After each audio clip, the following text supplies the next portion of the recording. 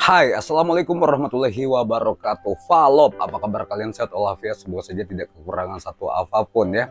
Farel Prayoga, mesti kita react lagi tentang masalah yang menurut saya itu miris banget ya. Sebenarnya Farel ini kan dari yang kemarin tuh dapat masalah tentang ayahnya yang terlibat kasus judol, terus juga beberapa hal lah. Di sini akhirnya Farel curhat banyak di Denny Sumargo. Itu buat saya itu berita eksklusif banget, sebegitunya loh guys. Astagfirullahaladzim, sebegitunya. Saya nggak tahu lagi. Kemarin tuh saya sempat menitikkan air mata ya. Kok seorang Farel yang kita idolakan ya, tetapi justru dia dibegitukan sama orang-orang terdekat ya. Bukan dari orang lain, bukan dari orang asing, tapi justru dari keluarga dia sendiri ya. Jadi kita mesti simak lagi statement Farel di podcastnya Denny Sumargo ya. Cuman ini memang sudah saya potong sedemikian rupa, kita ambil intisarinya saja ya. Oke guys, langsung saja tanpa berpanjang lebar ya. Valop yang harus hadir di sini, bantu saya dengan cara subscribe, like, comment, and share. Kita lanjutkan videonya untuk support cerita tentang Farel. Dikas Entertainment, check it out.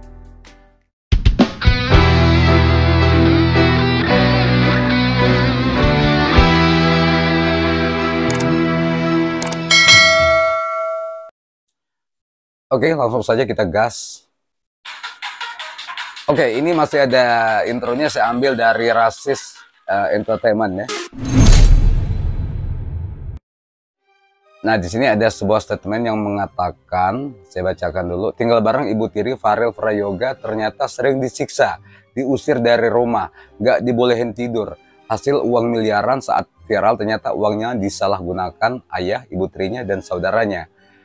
Aku mau beli minum di supermarket saat aku tarik uangnya sisa 56.000. Oh, lanjut dulu ya. Istri pertama. Ya, ibu tiri istri pertama, yang ibu kandungku ini emang Istri kedua. Istri kedua bisa dibilang. Nikah siri lah gitu. Bisa dibilang gitu mungkin. Sirihnya dari bapak lah ya. Ya. Oke, terus. Jadi ya ibu bilang, ya ibu ini korban gitu. Ibu nggak tahu kalau semuanya bapakmu nih udah nikah gitu. Dia ngomongnya lajang di Makassar. Oke. Jadi aku emang sempat dengar cerita dari ibu. Awalnya aku juga sempat benci sama ibu kandung karena aku diceritain sama ibu tiri, ya mungkin emang dia kesel jadi yang diceritain cuma jelek-jeleknya aja. Oke. Oke, artinya sejak awal Farel ini ibu kandungnya itu sudah dijelek-jelekin ya sama ibu tiri gitu ya.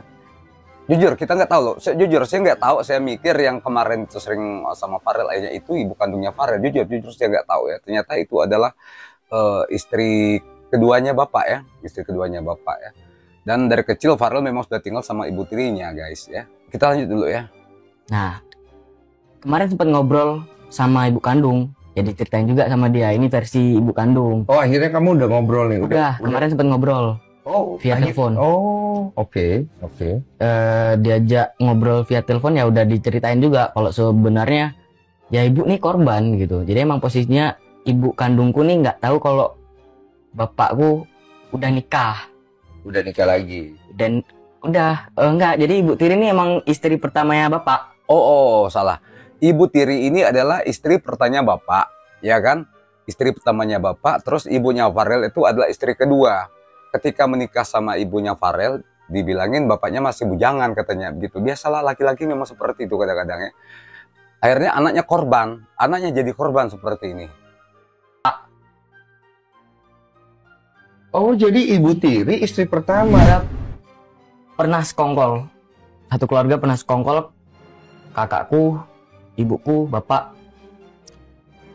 Waktu itu mau beli posisi beliin kuda kakak laki. Beliin kuda. Oke. Nah, jadi posisi itu aku mau manggung ya. Nah, posisi itu aku mau manggung dan aku mau beli minuman di supermarket lah. Ya udah, aku mau narik uang dulu. Ternyata uangnya cuma sisa 56.000. Uang sisa 56.000, padahal di rincian itu kayaknya di ATM tuh ada uang sekitar 100 juta sekian ya. Ah. Nah, Ntar habis itu nggak tahu nih aku udah posisi aku di luar kota itu ada kakak laki. Ah. Nanya lah, kok uangku tinggal segini kak? Lu nggak tahu kakak, buat apa ya? Kamu paling yang boros gitu kan? Tuh. Farel taunya di situ ada 100-an juta lebih. Ternyata sekali mau beli minum, dilihat ternyata masih 50-an ribu gitu. Saya nggak tahu keluarga ini seperti apa sih sebenarnya ya. Orang-orang terdekat yang Farel itu kok istilahnya apa ya, kemaruk banget kok. Nggak tahu, serakah banget kok, eksploitasi banget. Yang kita tahu sebenarnya ayahnya Farel tuh dari kecil sudah eksploitasi sebenarnya, tetapi karena Farel ini saya lihat dia juga karena pengen membantu keluarga, akhirnya dia ya sudahlah, yang penting dia bisa kerja untuk orang tua. Itu menurut saya terpuji. Jadi masalah eksploitasinya tuh kita kesampingkan dulu ya. Tetapi semakin kesini kok bisa seperti itu. Ini kebangetan ya. Nah, ntar habis itu nggak tahu nih aku udah posisi aku di luar kota itu ada kakak laki. Ah. Nanya lah, kok uangku tinggal segini kak? Lu nggak tahu kakak, buat apa ya? Kamu paling yang boros gitu kan? Oke. Aku telepon bapak ibu, kenapa uangku tinggal segini ya? Ya kamu aja paling yang boros. Dibalikin ke kamu. Aku minta maaf banget sama mereka, kayak bener-bener maafin aku ya kalau emang aku seboros itu. Dia masih maafin aku ya kalau aku seboros itu. Dia nggak tahu, anak kecil dia waktu itu. Padahal sekarang kan masih berapa? Barusan ulang tahun ya, 14 tahun lebih, 15 tahun ya sekarang ya. Jadi saya nggak habis pikir ya. Tapi coba kalian, saya yakin sudah nonton yang versi panjangnya di Denny Sumargo itu.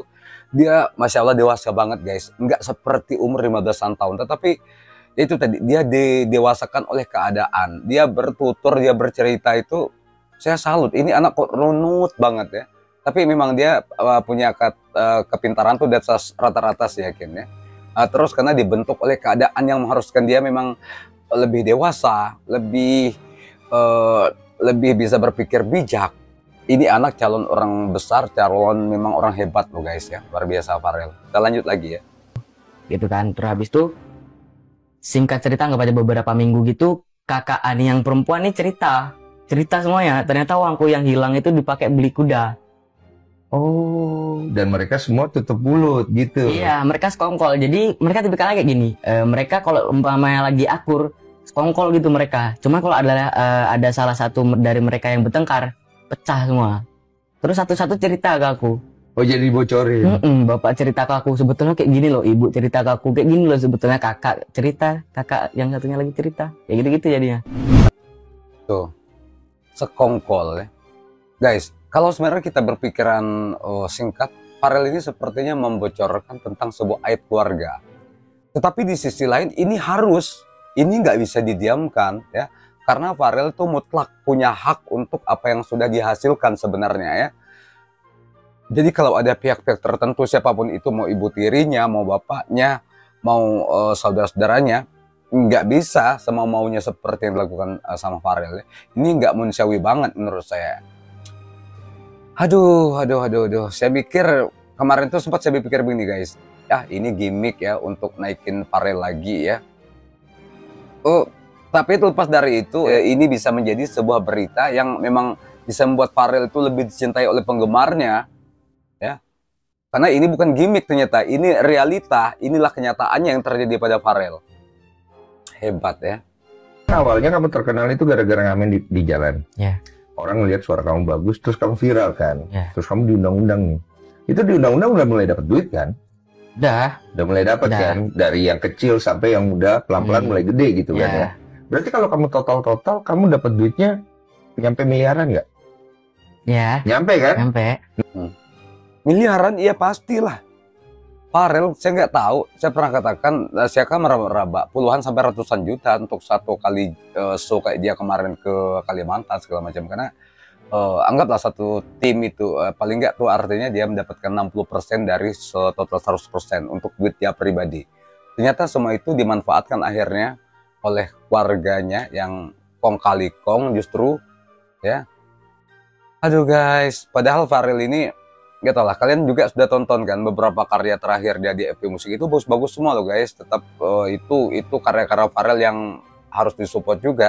Saya belum sempat react, tapi saya tonton ya. Mungkin ada waktu ke depan mungkin akan saya react juga beberapa karya terbaru Pharrell ya yang memang bagus-bagus ya. Coba kita lanjut dulu. Nah, uang itu siapa yang megang? Jadi emang awal-awal viral itu yang megang orang tua. Emang 100% gue kasih bapak ibu semua. Oke. Terus mereka simpan uang itu dengan baik atau enggak? Bisa dibilang enggak ya. Kenapa kamu bisa bilang enggak?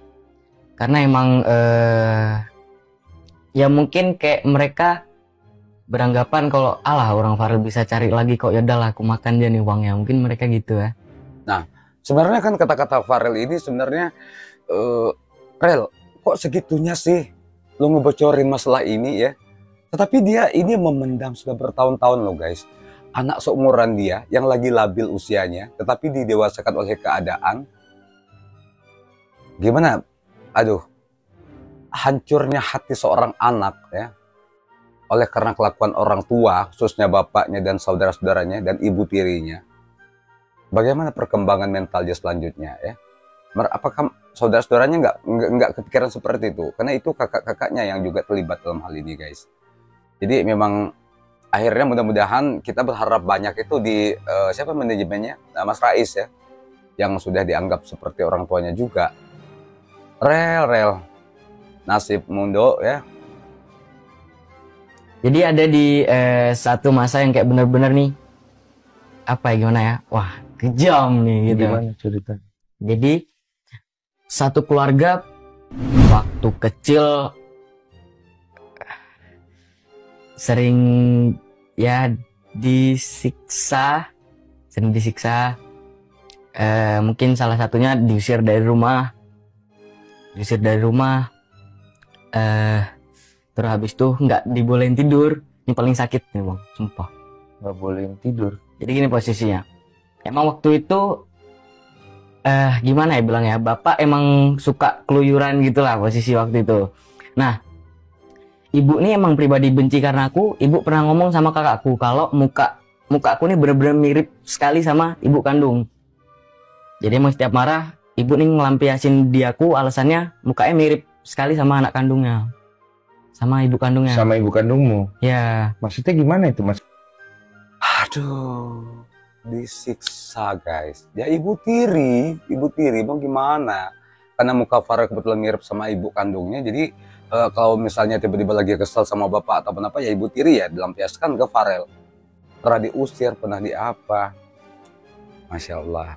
Kalian tuh perhatikan ketika tadi dia diam sejenak itu, dia menahan, dia dengan senyumnya yang bercerita senyum-senyum begitu, kita yang nyesek, kita yang mau nangis tuh rasanya. Karena biar bagaimanapun Pharrell ini 15 tahun, masa-masa remaja yang usianya masih labil, akhirnya meledak semuanya. Meledak. Ini deh. Palangan deh, gue bocorin semuanya di sini ya. Satu awal langkah yang baik menurut saya. Ini bagus Rel. Kamu hebat. Kamu mau berjuang untuk lebih bagus, lebih baik lagi ke depannya. Itu bagus. Dikit lagi. Jadi kenal sama ibu kandungmu berarti dong? Kenal. Nah, kenapa bisa kenal? Emang mereka dulu tuh sempet tinggal bareng di...